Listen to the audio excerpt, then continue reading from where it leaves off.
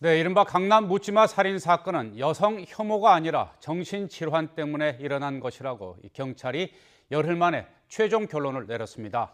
피의자 김 씨는 범행을 후회하느냐라는 기자 질문에 잘 모르겠다고 답을 했다고 합니다. 현장 나가 있는 취재기자 연결하겠습니다. 이승배 기자. 네, 서울 서초경찰서에 나와 있습니다. 네, 사건 발생 열흘 만에 경찰이 수사를 마무리 짓고 피의자 김 씨를 오전에 검찰로 송치했죠.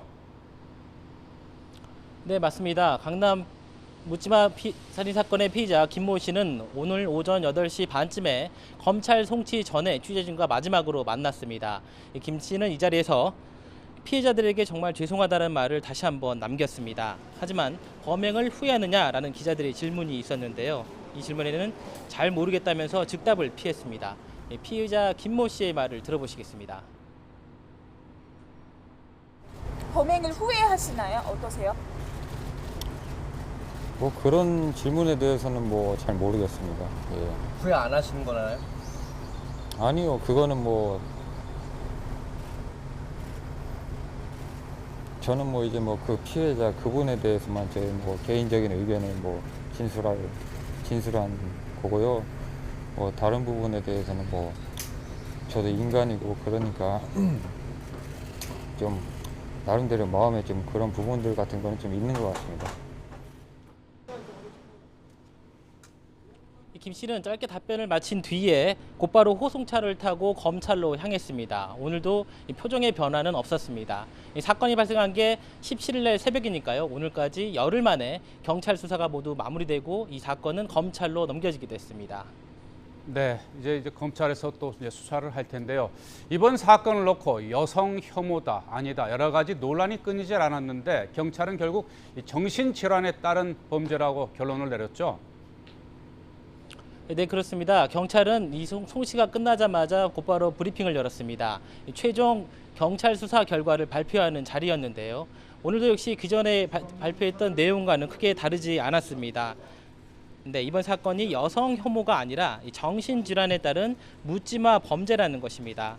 김 씨가 여성 피해 망상에 젖어 있었는데 그날에 우연히 본 여성을 우발적으로 살해했다는 것입니다. 김 씨가 지난 2008년 이후 6번에 걸쳐서 정신병원에 입원을 했고요. 지난 1월에 태어난 뒤에 약을 먹지 않아서 증세가 심해졌다고 설명했습니다. 두 차례에 걸친 지난 프로파일러의 심리 면담에서도 경찰은 똑같은 결론을 냈습니다. 추가로 새로 밝혀진 내용도 있습니다. 김 씨가 범행 전에 강남역과 20km가량 떨어진 화곡역 근처 건물 화장실에도 흉기를 들고 3시간 동안이나 머물렀던 것으로 드러났습니다. 이 화장실은 남녀 공용이 아니라 남자 화장실입니다. 김 씨는 화장실이 혼자만의 공간이라서 과거부터 집착 증세를 보여왔다고 경찰은 설명했습니다. 네, 하지만 여전히 이번 사건은 여성 혐오 범죄라고 보는 시선들이 많은 것 같습니다. 이제 사건을 건네받은 검찰도 이런 부분이 신경을 쓰지 않을 수가 없을 것 같은데요. 어떻습니까? 네, 경찰이 그 여성 혐오가 아니라 정신질환에 따른 묻지마 범죄다라고 결론을 내렸는데도 불구하고요. 여성 혐오 범죄가 아니라는 시각들이 여전히 많습니다. 이 사건 현장에는요, 이를 규탄하는 침묵 시위가 계속되고 있고요. 이 자유 발언도 전국에서 이어지고 있습니다. 이런 가운데 부산에서 또 여성을 상대로 한 묻지마 범죄가 일어났습니다. 20대와 70대 여성이 이번에도 아무런 이유가 없이 길을 가다가 봉변을 당했습니다. 여성 혐오 때문에 빚어진 참극이라는 시각이 만만치 않은 상황에서 비슷한 일이 또 불거진 셈이거든요.